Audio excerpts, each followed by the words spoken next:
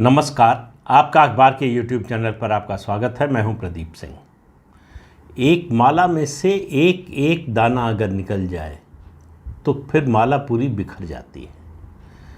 ये बात जो माला के बारे में सही है वही जीवन में भी सही है और वही संगठन के मामले में भी सही है। लेकिन इस समय बात कर रहा हूँ राजनीतिक दलों की, महाराष्ट्र की राजनीति की। महाराष्ट्र की राजनीति में एक माला खिसकी थी एकनाथ शिंदे की शिवसेना से, और आप देखिए पूरा महाराष्ट्र विकास आघाड़ी जो है पूरा तितर बितर हो गया। वैसे कहना तो चाहिए माला तो टूटी थी जब उद्धव ठाकरे ने बगावत की और बीजेपी का साथ छोड़कर चले गए कांग्रेस और एनसीपी के साथ। लेकिन उसको छोड़ दें, एकनाथ शिंदे की बगावत के बाद जो उद्धव ठाकरे की स्थिति हुई, उससे पहले जो सरकार थी महाराष्ट्र विकास आघाड़ी की, जिसके मुख्यमंत्री थे उद्धव ठाकरे, उसका रिमोट कंट्रोल शरद पवार के हाथ में था। अब आप देखिए कैसे ताश के महल की तरह से पूरा गठबंधन जो है धराशायी हो गया। एकनाथ शिंदे ने बगावत की, निकले, पार्टी और सरकार सब लेकर चले गए। उद्धव ठाकरे के पास न पार्टी बची, न सरकार बची, न इज्जत बची। लेकिन मामला वहाँ रुका नहीं है। उनकी परेशानियां, मुश्किलें और बढ़ती जा रही हैं। अब उनको एकनाथ शिंदे की बगावत के बाद, उनकी पार्टी हाथ से निकलने के बाद, उनको बड़ा भरोसा था शरद पवार के कंधे का। वो कंधा इतना कमज़ोर हो गया है कि वो खुद अपने लिए कंधा ढूंढ रहे हैं। उनके भतीजे ने बगावत कर दी। भतीजा अभी पार्टी पूरी लेकर गया नहीं है, लेकिन जो आसार हैं लेकर चला ही जाएगा। अभी मेघालय से खबर कल आई कि मेघालय में जो 7 विधायक थे नेशनलिस्ट कांग्रेस पार्टी के, एनसीपी के, वो 7 के साथ अजीत पवार के साथ चले गए। तो शरद पवार के लिए एक के बाद एक बुरी खबर आ रही है। तो उद्धव ठाकरे के लिए आज जाहिर है कि उससे ज़्यादा बुरी खबर आएगी, क्योंकि उद्धव ठाकरे पूरी तरह से निर्भर थे शरद पवार पर, और शरद पवार पर उनकी ये निर्भरता उन्हें बहुत दयनीय बना दिया है उसने। और उनके पास जाने के लिए और कोई घर बचा नहीं है। तो कांग्रेस से उनका कभी कोई ऐसा संबंध रहा नहीं है, वैसे तो जो है शरद पवार से भी नहीं रहा। लेकिन सरकार गठन के दौरान शरद पवार ने जिस तरह से उनकी मदद की, जिस तरह से उनकी महत्वाकांक्षा पूरी की मुख्यमंत्री बनने की, उससे वो शरद पवार के मुरीद हो गए, शरद पवार के प्रशंसक हो गए, और शरद पवार पर निर्भरता उनकी बहुत बढ़ गई और उन्हीं के कहने के अनुसार चलने लगे। वो सरकार पूरी एक तरह से पर्दे के पीछे से शरद पवार चला रहे थे। शरद पवार का एम्बिशन बहुत बड़ा था। उनका एम्बिशन जो है, उनकी महत्वाकांक्षा राष्ट्रीय राजनीति की थी। उनको लग रहा था कि नरेंद्र मोदी के 2 टर्म पूरे होने जा रहे हैं, तीसरे टर्म में जो है एंटी इनकम्बेंसी हावी होगी, और हो सकता है कि जो है हंग पार्लियामेंट आए, ऐसे में उनके लिए मौका होगा। तो वो जो गठबंधन विपक्षी दलों का बन रहा है, उसमें अपनी एक बड़ी भूमिका चाहते थे। लेकिन अजीत पवार ने उनकी उस सारी महत्वाकांक्षा, सारी योजना पर पानी फेर दिया। जिस तरह से बगावत की, पता नहीं शरद पवार को कैसे पता नहीं चला कि इस हद तक जा सकते हैं अजीत पवार। उनको मालूम था कि अजीत पवार असंतुष्ट हैं, नाराज़ हैं, और वो कोई कदम उठा सकते हैं। लेकिन उनको ये अंदाज़ा नहीं था कि इतने विधायक अजीत पवार के साथ चले जाएंगे। जो सरप्राइज़ एलिमेंट था उस बगावत में, वो विधायकों की संख्या और जिस तरह के जो लोग साथ गए हैं अजीत पवार के। कभी शरद पवार के जो है वो आँख नाक कान हुआ करते थे ये लोग, वो लोग चले गए। प्रफुल्ल पटेल हो या छगन भुजबल हो या फिर दिलीप वलसे पाटिल हो या सुनील तटकरे हो, इनके बारे में कभी शरद पवार सोचते नहीं थे कि ये हमको छोड़कर जा सकते हैं। अजीत पवार के बारे में तो उनको था कि वे छोड़कर जा सकते हैं, ये लगातार भारतीय जनता पार्टी से बातचीत कर रहे हैं। लेकिन उनके मन में था कि ये 2, 4, 5, 7 विधायकों के साथ जाएंगे, उनकी सदस्यता चली जाएगी और बाई इलेक्शन होगा, उसमें हम ज़्यादातर सीटें जीत भी सकते हैं। तो ये सब उनका कैलकुलेशन था। यही सोच के बेटी को अपनी विरासत सौंप रहे थे, अपने को तैयार कर रहे थे राष्ट्रीय भूमिका के लिए। तो राष्ट्रीय भूमिका कौन कहे, जो था वो भी हाथ से निकल गया। और अब लगातार एक के बाद जिस तरह से अजीत पवार और उनके साथी व्यवहार कर रहे हैं, अचानक जाकर 2 बार 3 बार जाकर उनके पैर छूना, आशीर्वाद मांगना, कहना कि पार्टी को हम नहीं चाहते पार्टी टूटे, पार्टी एक रहे, आप मार्गदर्शन कीजिए, आप साथ आइए। दरअसल उसने शरद पवार को संदिग्ध बना दिया है बाकी विपक्षी दलों की नज़र में। शरद पवार पलटी मारने के इतने बड़े मास्टर हैं कि कोई उन पर भरोसा करने के लिए तैयार नहीं है। वो हो सकता है कि अजीत पवार के साथ न जाए, हो सकता है कि वो बीजेपी के साथ न जाए, लेकिन कोई बात ये बात विश्वासपूर्वक कहने के लिए तैयार नहीं है कि शरद पवार ऐसा नहीं कर सकते। किसी को ये भरोसा नहीं है कि शरद पवार ऐसा किसी भी हालत में नहीं करेंगे। वो कर सकते हैं, यही कारण है कि उनकी स्थिति ये हो गई है। अब आप देखिए, ये तुलना जो है, मतलब हालांकि संदर्भ अलग है, लेकिन तुलना मायावती से की जा सकती है। मायावती की राजनीति बिगड़ने में एक बड़ा कारण ये है कि उनके बारे में मतदाता, खास तौर से मुसलमानों का भरोसा ख़त्म हो गया और मुसलमानों को लगता है कि मायावती कभी भी भारतीय जनता पार्टी के साथ जा सकती है। हालांकि न भारतीय जनता पार्टी उनको लेने वाली है, न वो भारतीय जनता पार्टी के साथ जाने वाली है। लेकिन ये जो अविश्वास होता है, जो शक होता है, शक जो है, शंका जो है, वो बड़ी बड़ी मारक चीज़ होती है। वो आपकी विश्वसनीयता बनने ही नहीं देती है, आप पर लोगों का भरोसा बनने ही नहीं देती है। लोग विश्वास नहीं कर पाते हैं, उनको लगता है कि ये कहीं बीच में दगा तो नहीं दे जाएंगे। शरद पवार के साथ भी ये हुआ। लेकिन अभी बात कर रहा हूँ उद्धव ठाकरे की। उद्धव ठाकरे की नई परेशानी क्या है?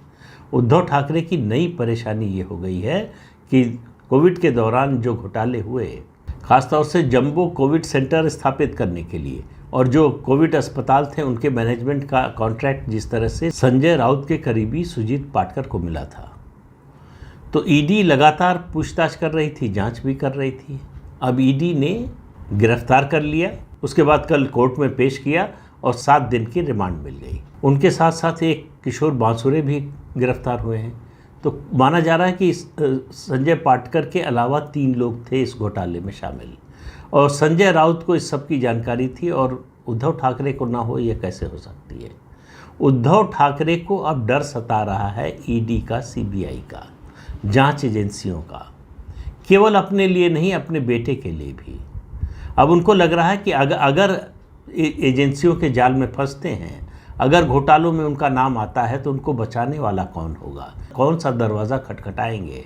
वो एक नए दरवाजे की तलाश में हैं जहां संकट के समय वो जा सके। तो बड़ी आश्चर्यजनक घटना हुई। अभी 2 दिन पहले महाराष्ट्र में विधानसभा का सत्र चल रहा है। उद्धव ठाकरे अजीत पवार से मिलने गए। अच्छा, मिलने गए, कोई नई बात नहीं है भाई, डिप्टी सीएम हैं वो प्रदेश के, मिल सकते हैं। विधानसभा का सत्र चल रहा है, इसलिए भी नेता आपस में मिलते जुलते ही है। और लेकिन असली बात ये कि उन्होंने अजीत पवार की इतनी तारीफ की और उस पर तुरंत प्रतिक्रिया आई शरद पवार के खेमे से। उनके प्रवक्ता ने कहा कि उद्धव ठाकरे की इस बात के लिए प्रशंसा की जानी चाहिए कि वो अजीत पवार से मिलने गए। क्यों? उन्होंने कहा कि वो भाई डिप्टी सीएम हैं, तो अब डिप्टी सीएम जो है वो किसी पार्टी का नहीं होता, पूरे प्रदेश का होता है। अब उनसे कोई पूछे भाई कि सीएम पार्टी का होता है क्या?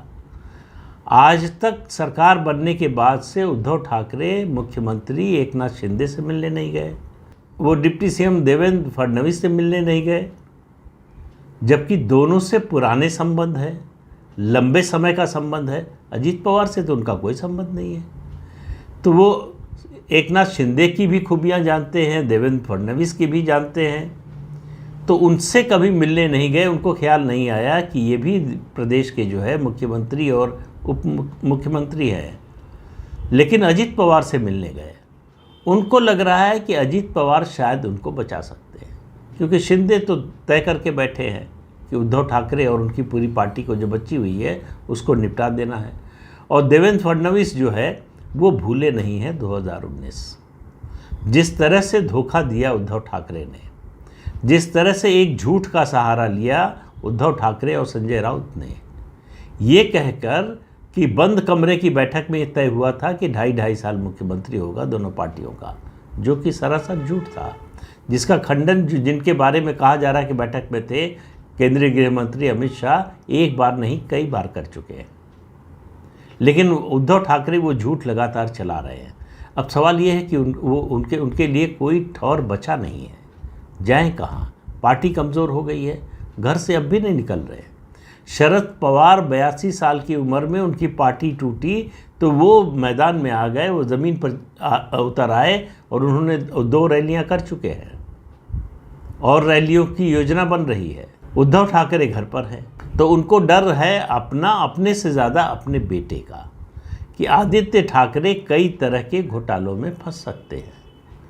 अब उनको कौन बचाए? प्रधानमंत्री के पास जाने का मुंह नहीं है, केंद्रीय गृह मंत्री अमित शाह के पास जाने की हिम्मत नहीं है, देवेंद्र फडणवीस और एकनाथ शिंदे के पास जाना नहीं चाहते। उनको लगता है कि हमारी बेइज्जती होगी, ये हमारी प्रतिष्ठा के अनुकूल नहीं है, ये लोग हमसे छोटे हैं, ये हमारे मातहत हैं, इनको हमारे पास आना चाहिए, हम इनके पास कैसे जा सकते हैं।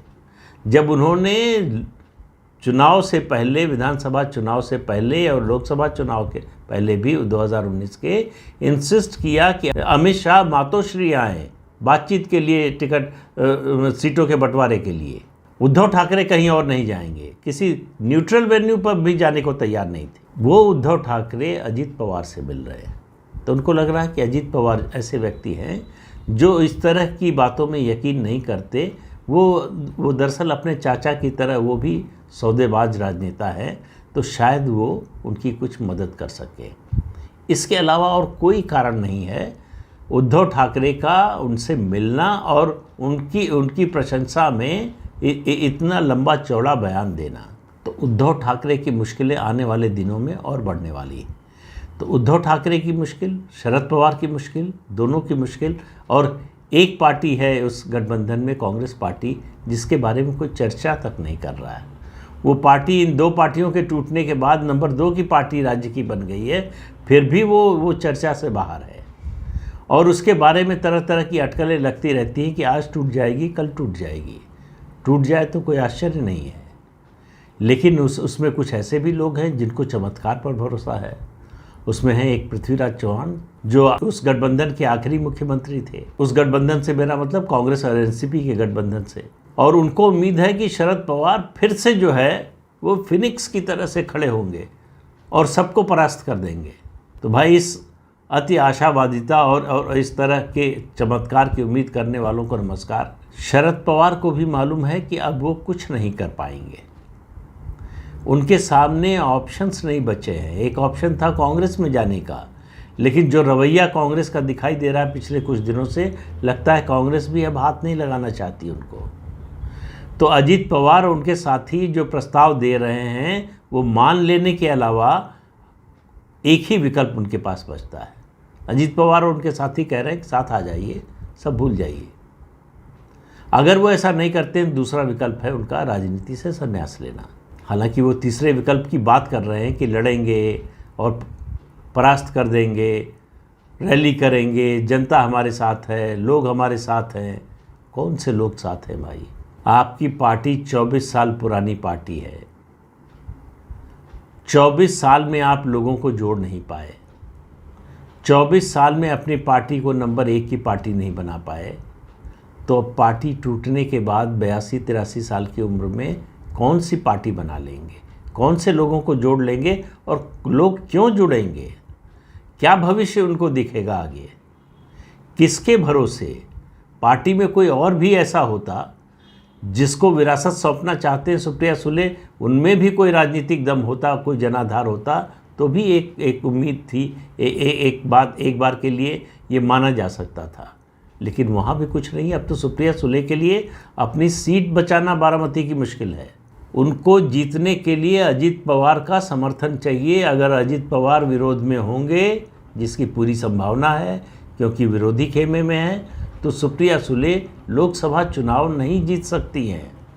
तो शरद पवार का एकमात्र इस समय लक्ष्य होना चाहिए सुप्रिया सुले को 2024 में लोकसभा में भेजना। उसके लिए वो जो भी सौदेबाजी करना चाहें। तो उद्धव ठाकरे, शरद पवार, दोनों की हालत ख़राब है और दोनों की हालत में सुधार होने के कोई आसार दिख नहीं रहे दूर दूर तक। तो इस अंक में इतना ही। अगले अंक में फिर मिलेंगे किसी नए मुद्दे के साथ। तब तक के लिए अनुमति दीजिए। आपसे अनुरोध है कि ये चैनल देखिए, शेयर कीजिए, लाइक कीजिए और सब्सक्राइब ज़रूर कीजिए। नमस्कार।